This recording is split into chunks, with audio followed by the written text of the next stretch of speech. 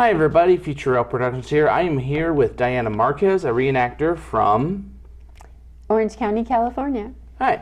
And we got some questions here that we're going to ask today, some basic background and some reenactment stuff as well. So, let's start off with our first question.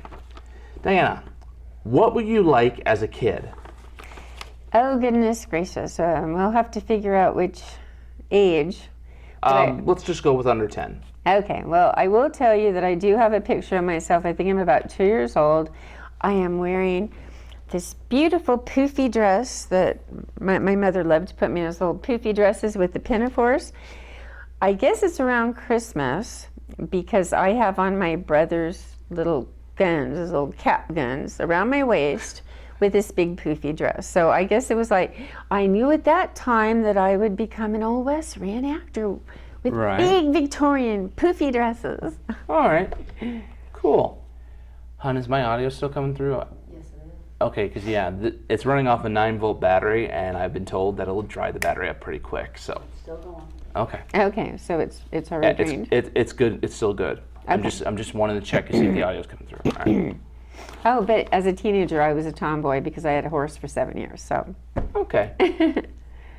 Don't worry, I can cut that. I can cut that in, splice it and stuff. Okay. All right. All right. Next question.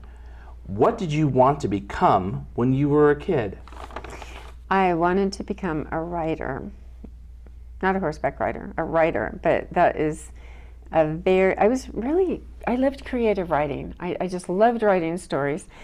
It's a very hard field to get into. I had a lot of rejection notices. Oh, but boy. there was one article that actually did sell, and as I said, I had a horse when I was a teenager, and I had been using a shovel to shovel manure for the longest time, and then all of a sudden I found this rake at the feed store. It was like a special, it was called an apple picker rake. So I'd be using this. So I write this article about this. Oh, it's so much easier with this rake instead of a shovel. And the whole thing basically was saying that I was almost finished getting his whole stall clean. The wheelbarrow was almost full. And unfortunately, it didn't have any dirt, which made it real heavy. And my horse tipped over the whole thing. Oh. So it was kind of a comical article. It was sold to Horseman magazine. They had a cartoon in there of a horse with a big grin on his face tipping, like a cartoon, tipping over the wheelbarrow while I was sort of going like this. Because if you've ever had to rake out stalls, and if you hadn't done it in, say, a few days, there is quite a bit. It's not a very pleasant experience, I take it. It's not very pleasant. You don't want to have to pick it all up again when your horse is being a naughty brat, Yeah. So what was interesting about this article, and it was the one and only article I'd ever sold, is that the makers of the apple picker rake, they said that they were putting this article up in their office framed, and then they sent me a new rake. So it was just like, wow, and then Horseman magazine sent me like three different I can't think, I'm so sorry. They sent me a few of the magazines to have for souvenirs, so I could give one to my mom, one to my dad, keep one. So I still have it. All right, sweet. It was sweet. Next question. What made you start your career as a reenactor? Oh my gosh, I had always wanted to do it, but I didn't know. For everybody who doesn't know how to get started, we started going to like Harvest Fair in San Bernardino. It was the best event. It was a two-weekend event. We'd actually asked people saying, are you accepting new members? Oh no, we're not accepting new members. Things like that. And I had just always loved the Old West. I mean, to me, I was born in the wrong era. Anybody else, raise your hand. Yes, that was me, 100%. I'm sorry, I was born in the Victorian era, all the way down to the point that my favorite flower is the pansy, and that is the Victorian flower of friendship. So I just always wanted to do it, and it was really hard to get into, but I'm sure when you ask me another question, I'll explain how I actually did get into it. All right. Yeah. All right, next question. What's your most memorable reenactor event that you've worked on? That has got to be, as I was just explaining, the Harvest Fair. It was so much fun, and they don't have it anymore. It quit, I think, in 2009, and we had been going into, I think, since 2003, and it was the best fun. Our encampment, we were with a reenactment group, and our encampment would have like butter churning for the kids and things like that. It was just a blast. There were 3 different stages. They would put us on like maybe 1 or 2, or one main stage, and then another stage we would do fashion and history shows. We don't call them fashion shows. We call them like promenade through history shows, because it's not about the buttons and bows and things like that. Right. Yeah, so this one, it was just so much fun. You know, we were able to do our plays. Okay. And the reenactment group that I was with, they did do shooting. I'm sure you'll be asking me another question, and I'll go into that. But I didn't really like so much the shooting, you know, because it hurts your eardrums. Yeah. Your tinnitus goes crazy. It was like, ugh. You know, so that's why I'm happy with what I'm doing right now. Yeah, I would love to do the single action shooting society. That sounds so much fun. But I'm also worried about my hearing, you know. It is. It's tough. But I'd have to say, hands down, Harvest Fair was the best. Okay. Next question. If you had a time machine, when would you go back to, where, and why? Can I change the course of history?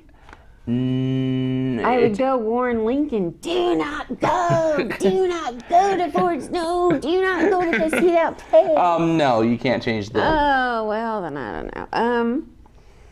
To me, the clothing of the 1860s, I'm like, Yeah, they were a little too. I love the 1870s. I love the 1880s. Yeah. Those are my main thing. I love. Yeah, because the 1860s stuff is just. It was, the hoops. I don't like that. I mean, so many hoops. I do have that. I'm just not a big fan of the hoops. Where would I want to go and why? See, I've always thought I would always want to go back to the night he was shot. I mean, you could. I'm not saying you can't. You can't go back there, but you just can't change the past. You can go and see him before. I mean, I know it's kind of morbid, but you could go back and see him get shot. You're ruining the space-time continuum. Yeah. Okay. I don't know. I really love Lincoln. We have the best Lincoln reenactor in Southern California, and he's so much fun to listen to. I've worked with him a few times. That's why I really like Lincoln. I do have a presentation, first person living history, as Mary Todd Lincoln. Ooh, really? 10 years after the assassination, when she is in Bellevue Sanitarium. She was put there by her only living son, her oldest. Robert Todd Lincoln. Robert Todd Lincoln put her in Bellevue Sanitarium because of her erratic spending habit. So she is discussing with her doctor why she doesn't belong here. So. All right. Well, I think that kind of answers the next question. Which historical character would be the most exciting to meet in real life? And I'm pretty sure you say Lincoln. I have a sixth sense, right? I already knew Yeah. you were gonna okay, can you repeat that question? Because maybe I have to. What historical character would be the most exciting to meet in real life? Yep. Answer that question. Yep, Lincoln. Yeah. All right. Yeah. Next question. Who was your inspiration? To get into Victorian. Reenacting in general. Oh, okay, modern day inspiration to get involved. Oh. Yeah, like who was like the one person that stands out in your life that said, you should do this? Nobody actually said you should do this. It was just like this drive. I want to be involved with this. Are you going to ask me how I did get involved, and I want to explain it? Yeah, I mean, you can just, I don't. Shall I take 3 more of your questions right now? No. You can explain. You can explain, how you got into it. Yeah, I don't really think anybody pushed me because, as I said before, I've just really wanted to get into it. Gene and I were both interested in Old West. We had our honeymoon. He's my second husband. We had our honeymoon in Julian, which is in San Diego County. It's a little mining town. It's like just perfect for 2 people like us, right? Mm-hmm. Well, my husband lost his wedding ring less than a year after we were married. So we go to this B&B in Julian. The man is a minister. He goes, I can do a ring blessing for you. And I had always wanted to have like this Victorian wedding in a Victorian dress, and we didn't do that. So I had a Victorian, it wasn't a wedding dress, it was just a blue, like silky dress. Yeah. With a bustle and everything. Right. And we had a ring blessing, just Jean, the minister, and you. me, and that was it. It was so much fun, and we rented a horse and carriage because they have it there. I had always wanted to do that for my original wedding, and it just didn't work out. This is awesome. So we're there. So now I have this dress, right? Right. It's like, I'm coming one step closer. So oddly enough, when we went back up there a few months later, they were having historic days in Julian costume contest. Awesome. So I went, Gene, I have the dress. We just have to get you like a frock or whatever. So he got his outfit. And so this is one thing, you had to walk the streets of Julian and the public had to vote for you. So we had like this little thing, that he was Dr. Seymour Buds. He's a proctologist from Bendover, California. It was just so funny. Bendover, California. It was pretty funny. And I was Diana Diamond Mine or something like that. I can't remember what I was. It's been too many years. So what was perfect about that is that now you have other reenactors walking the street doing this contest. And that was how we ended up meeting our reenactment group that we were with for about 7 years. Wow. We met them there, and it was like fate, that we went to this thing. Call it fate, destiny. Yeah. Oh, by the way, my dress won first place at that costume contest, and I didn't make it back then. I knew nothing how to sew these dresses. Wow. I had to teach myself. And I've been doing it since 2004. Wow. I know, but they're not as hard as they look. I mean, should I brag about the designer of the pattern? Sure, go ahead. If anybody wants to make Victorian dresses, you have to go to trulyvictorian.info or just type in Truly Victorian Patterns. Heather is the designer. I've known her for about 20 years. If you have a problem, you go, I don't understand how to sew. It's funny. If you don't know how to sew, the back pieces on these, can I stand up and show my Yeah, sure, go ahead. The back pieces, see this back seam right here? It's a curve and just straight. And you sit there. If you're new, you're saying, what? How do I sew this together? And right. So I called her and I said, I don't get it. These pieces don't fit. She goes, you have to ease the straight one around. And I was like, oh. I mean, I learned so much. I learned so much from her. All right. Sweet. Next question. Any funny or interesting stories from the reenactment community? Any funny or interesting stories from the reenactment community? The first group that I was with, God, I can't tell that story. I mean, this is. We had one of the guys. He was like Buford. In fact, he reminded me of Buford. He always was a dirty Buford cowboy. Tannen. This guy, he used to be like extra in movies and things like that. Right. The guy looks spitting image, Nasty Ned Logan. He's a spitting image of just the raunchy bad guy, Right. And he would never ever break character. You really thought that this is his personality. He's mean. He's rude. He's not nice. But he's really the nicest guy. But he won't break character at all. He's done a lot of raunchy things. Oh no. Oh no. The funniest part that I was saying he brought a fart machine. A fart machine. What was fun about Harvest Fair is that we could camp there, right? So we would have these like parties in the camp. All the reenactors there.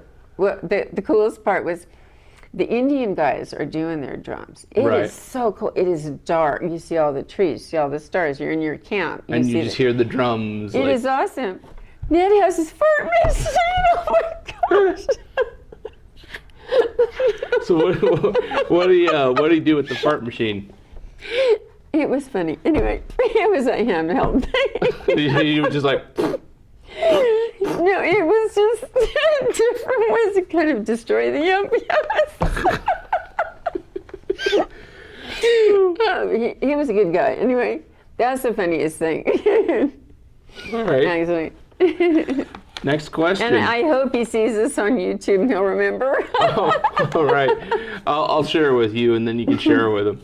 Next question. Do you speak any other languages? Well, I took 2 years of French, and I think I remember Je suis une fille, and that's about it. All right. No. All right. Well, next question. What would you say to those who are just getting started in the reenactment world? Any suggestions or tips and tricks for beginners? Yeah, I probably answered that one, mainly for women. I mean, do you know more for men? But the women, as I said before, are truly Victorian. Because, you know, what other place? You can't go to the big three, you know, Bud or Chemicals. You can't call them on the phone and say, I'm stuck. They don't care. Yeah, exactly. They're just, you know, a big corporation. They don't care about you. So that, and then always get really good shoes. You know, really, don't get garbage off the street. It's going to end up hurting your feet. Okay, my feet can attest to that from this week. You really have to be careful, yeah. So that's why I getting switched good area. shoes. I mean, spend the money and get nice shoes, and you'll be happy. I have these boots. They were Robert Land, and they were like the flat one. They're more like work boots, you know, flat. They're not the pretty. I mean, I do have the pretty high heel ones, but those are really comfortable. The high heel ones? No. The Robert Lands are the flat. It's like a little chunky heel. I was going to say the high heel ones are comfortable? No. Actually, I had the high heel ones on yesterday, and they were pretty comfy, but now I kind of have a blister going on. Now, those were, they were called FutureRail or something like that. I bought them. Amazon sells that. FutureRail, I can't, but they're really cute. We can put the link in the description down below. Yeah. They're cute little granny boots and things like that, but as you get older, you kind of have trouble walking. With the point. I mean, I used to run in these things, and now I guess because we get older, so I've been doing this for 20 years. So. Yeah. But they used to be pretty comfortable. No, kind of not anymore. I kind of wish that I would just force myself to spring for the more expensive boots. Some of them, what was nice about Robert Land is you literally have to make a print of your foot. You put your foot, you make a print of it, and you mail it to them. And then they make the boot custom. And they make the boot custom. Yeah. So once I get the money, you do it. Okay. I will get some prettier boots. I mean, I do like the boots I have. I just can't wear them for very long, all day long. And get the nicer boots. I know that they have American Duchess. Okay. Those are like $200 boots. Some are like $120. I've never sprung for that, but now that I'm getting older, and you know, if we're walking up, oh, were you going to ask me about Calico Ghost Town or anything like that? I don't have anything in like that. No. No. No. Okay, because we're performers at Calico Ghost Town in Yermo, which I think you know, which is Barstow, near Barstow, California. We've been doing it for 8 years. We do it for their events February and September. They have a hill. Yeah, I've seen photos of said hill. It looks like so you kind of want nice boots for that. And you know what else? Did I tell you that my husband needs a cowbell? No. He needs a cowbell because if you've ever been to Calico and you can't find your husband, you have to walk up the street. It's like, oh my God, he's way up the street talking to somebody. We're going to be on in 5 minutes. It's tough. It's like, I mean, some men need a cowbell because they wander away. Yeah, you guys can't see it, but behind the camera is my wife, and she just pointed at me because apparently I need a cowbell. Something like that. Mm-hmm. All right, next question. What's the most interesting thing you've read or seen this week? Most interesting thing I've read or seen this week in life, just anything. In 2023, you mean? Yeah, for just this week, yep. Huh? Just this week. Huh? Okay. Just this previous week. Okay. Okay, the other thing you need to know is that it's almost 10 o'clock at night. He's asking me to, when I am so tired, I can't remember what I did 4 days ago. Well, it's the only time we could fit it into the schedule, so I'm doing the best that I can. Yeah, I don't know what anything interesting. I mean, what have we been doing this past week? I mean, well, I didn't know if you want me to bring that up. Go ahead, bring it up. The most interesting thing, we had a blast. I thought today was really fun. Oh, yeah, it was. The train. I thought the train ride was great, and So- Rusty Lock did a good job. Yeah, so what we did this week is back to 1885. It was a kind of semi-annual, once-in-a-lifetime opportunity to raise money for the Michael J. Fox Foundation by celebrating the production and the making of Back to the Future Part 3. You guys will see that in a vlog, hopefully sometime soon. I'm working on it, final episode of my vlog series, so be on the lookout for that. But we basically spend all this money and we donate the said money to the cause to research for Parkinson's, which is a great cause, by the way. Oliver and Terry Holler actually put this on, so go check them out. TeamFoxDeLorean.com, if I recall correctly. I will, if that's not the correct link, I will put it in the video at the bottom of the screen right here, and then also in the description. But I'm pretty sure it's TeamFoxDeLorean.com. But they're a great couple. We just wrapped, basically a 5-day event, and we're just doing getting ready for bed, and then we truck out essentially tomorrow. So that's what we've been doing this week. And I guess that's really the most interesting thing that, Diana and myself have seen. Yeah, well, if you were letting me say, okay, I wasn't sure whether you wanted me to. Okay, great, we can talk about that. The most interesting thing, Buford. Oh, yeah, we had a guy that played Buford Tannen. Mad Dog Tannen was hysterical. He made this whole event. Sorry, Rusty. Sorry, Dade. You guys made the event too, seriously. Yeah, Dade and Dade and Rusty are awesome. The ones who play Marty and Dade Doc. plays Marty, and then Rusty Locke plays Doc. Doc. So they added a Buford. And then they added Clara this year as well. Oh, right, and they added Clara. So, no, actually the most fun was when they did the recreation of when they had the shootout in the street with Clint Eastwood, Marty, and Buford, Mad Dog Tannen. Yeah, I got video of that. They did a reenactment of that. Now, that was really interesting. And this guy is a lot of fun. I got a bunch of great pictures with him. I mean, he's goofy. He's so fun. I mean, yeah, I even got a picture. I got a picture of him trying to lick my neck. It's like, yeah, he really got into the Buford character. He did. Nailed it. Like there was parts of Oliver was just telling this story earlier, but he basically would not respond to Buford at all. But if you called him Mad Dog, he's like, "Who you calling Mad Dog?" I know, he was excellent. And then he kind of had.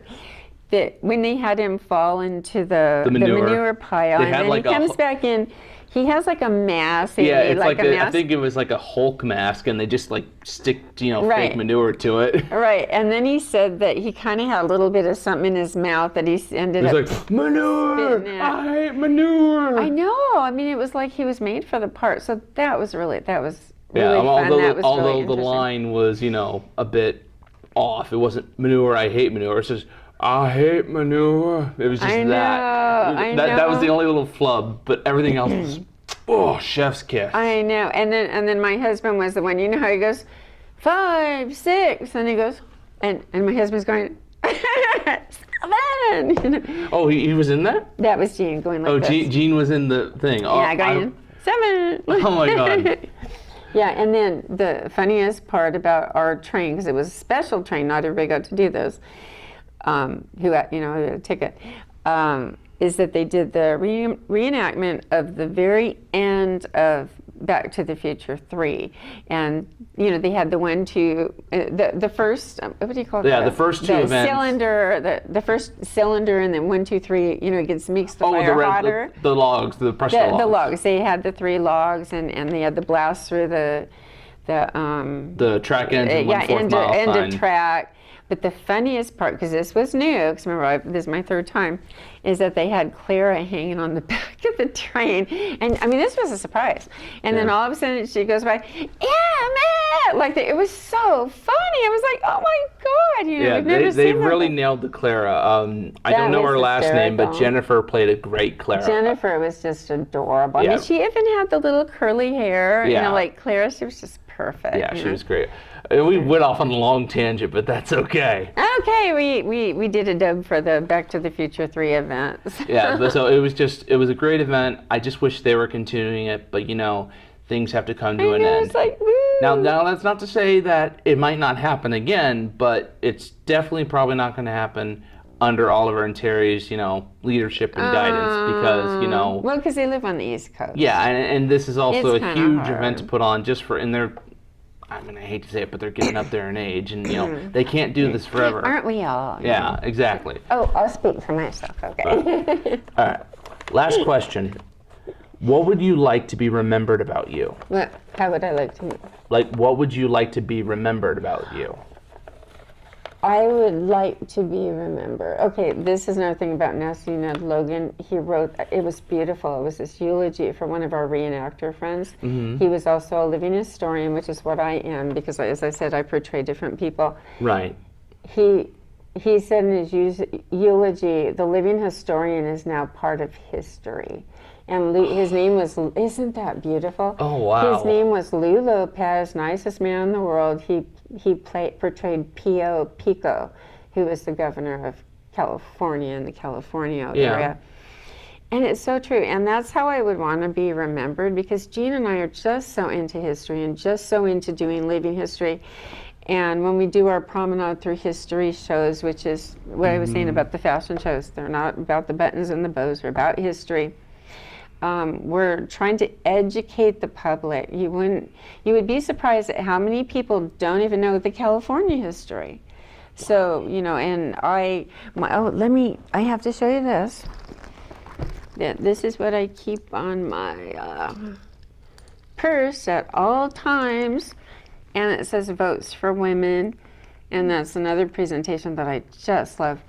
And most people don't realize that women were first granted the right to vote in 1869 in Wyoming, just in their territory. Yeah, I knew that. That was, yeah, you know, but nobody knows. And you know, followed by Utah in 1870. Was it Utah? I'm trying to remember. Anyway, it's been a while. And then yeah, it's really weird, because like the West was a completely new territory. Like it was never fully, I guess, settled by, you know, the East. Like the East had always, you know, wanted to settle the West, and they would, you know, send their best government agents to strike down outlaws. They would send their best, you know, Indian fighters to take out the Indians. Oh yeah. But at every freaking turn, they were always stopped by some unseen force. Like let's just say, for example, the Battle of the Little Bighorn River, right? Mm-hmm.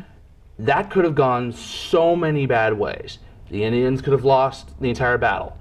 But something, I don't know if it was just pure luck, pure stupidity, or what, but the Indians won that battle. And they kept that fight going at least till the 1890s.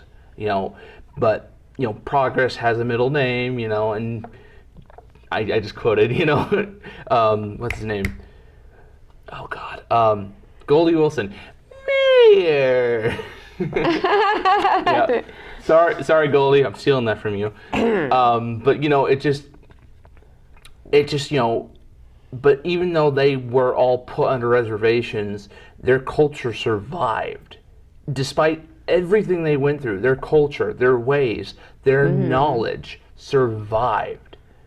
Because we could not, I mean, and I hate to use this word, tame them. We could not break them. And it's just amazing that the West still has that uncharted, wild charm that just echoes through the generations. And stuff that you do and that I do, we bring this back to the present day. We show what it means to be history. We show where we come from, where we've been, and where we're going. And with all that, we lose, you know, so much. Like, we don't even, like, understand. Like, you even said it yourself. Most people don't know. Women's right to vote. 1869 in Wyoming territory. everyone thinks, oh, the women's right to vote, happened in the 1910s. They always think it's 1920 and stuff. Yeah, it's like, no. Because that was nationwide, Yeah, 1920, and that was by the nation. It wasn't, but no, it was earlier. Yeah, Yeah. California was 1910, 1911, somewhere in there. Exactly, but Wyoming, very first one to vote. Like, Right. it just amazes me that, people just like look at a history book and say, oh, 1920 something. Women, all women get the right to vote. No. Nope, not all women. Just the ones that got left behind. Right. Yeah, see, when we perform at Calico, we do our own plays. It's just 3 of us. It's Jean, me, and Odessa Red. And we always perform in town hall. And we like to write our own plays. We want to make them entertaining and educational.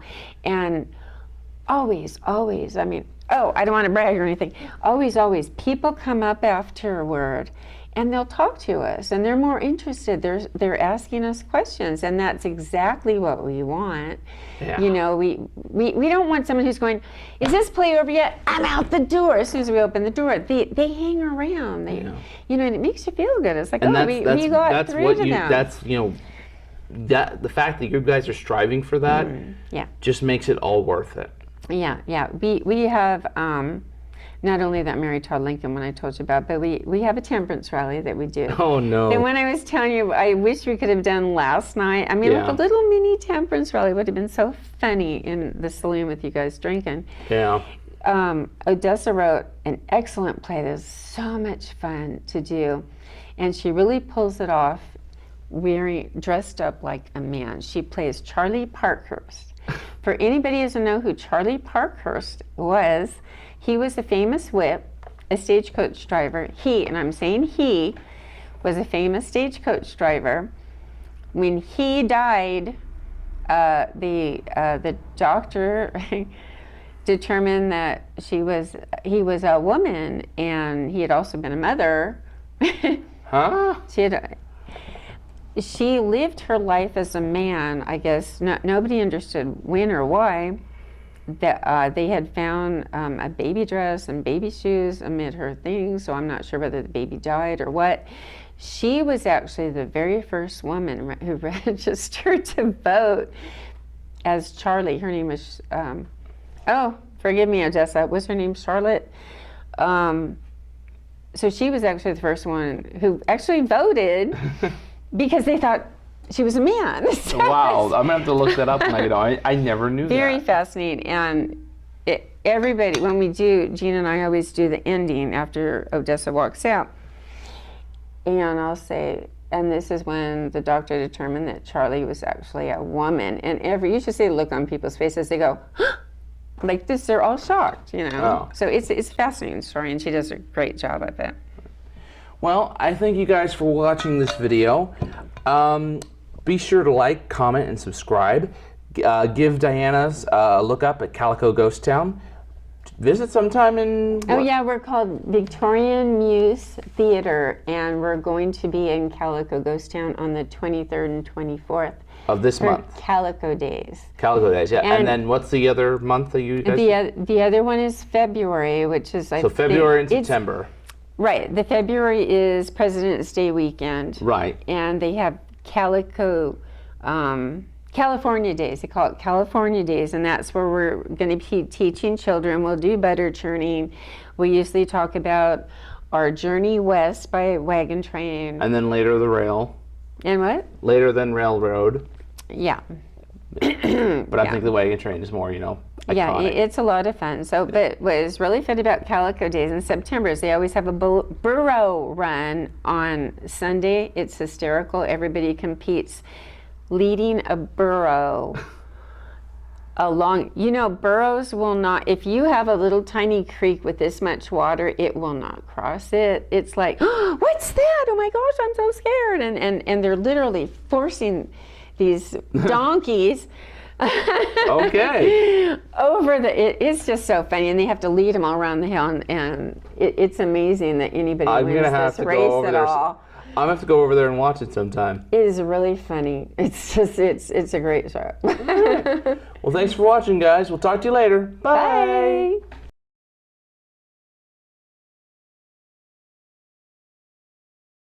Bye. All right. They're probably saying, boy, these two are long-winded.